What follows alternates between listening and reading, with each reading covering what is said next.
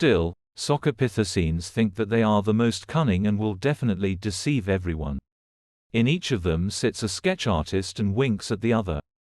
They're even trying to turn their own infantile circus with the collection of signatures for the cunning Nadezhdan into an imitation of the anti-war movement.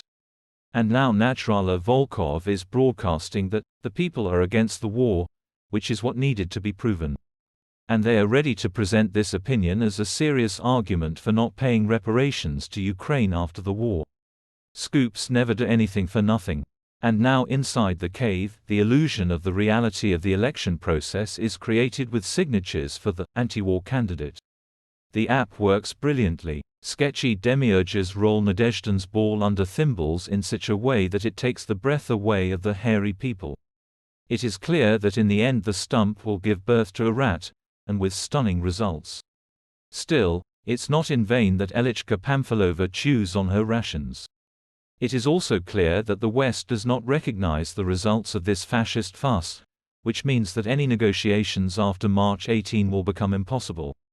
Who to talk to, with international terrorists who have just finally usurped power?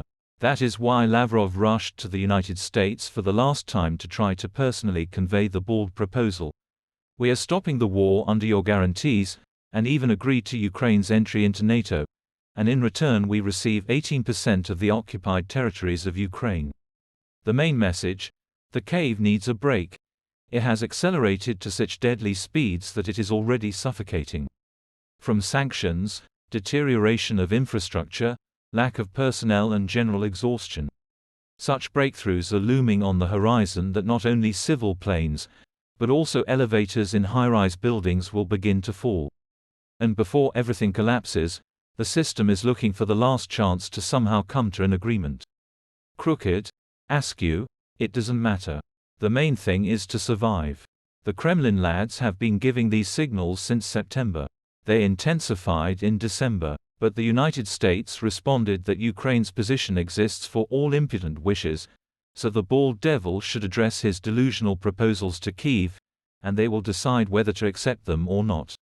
This means that the guys made it. They will no longer be rolled up manually, but with the help of NATO tools.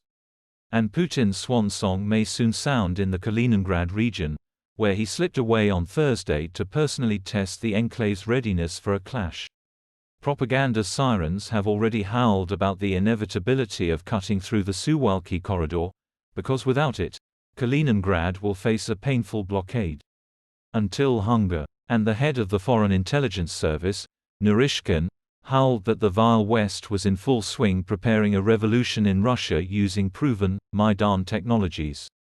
And at this time the Kremlin itself is pushing the North Korean Wen towards war with South Korea. It didn't work out to disperse US forces in the Middle East, but it will definitely work in the Korean direction. The more hotspots, the murkier the water in which the rat intends to catch its luck. In the States, Trump is raging, who, according to the Washington Post, prevented Democrats and Republicans in Congress from agreeing to provide Ukraine with $61 billion in aid, which Joe Biden requested. Democratic Senator Chris Murphy warns that if Republicans blow up the agreement, Russia could defeat Ukraine and Europe would be under threat. Europe is preparing for war. Germany is preparing a comprehensive national defense plan, and British Chief of the General Staff Patrick Sanders declares the need to increase the size of the army.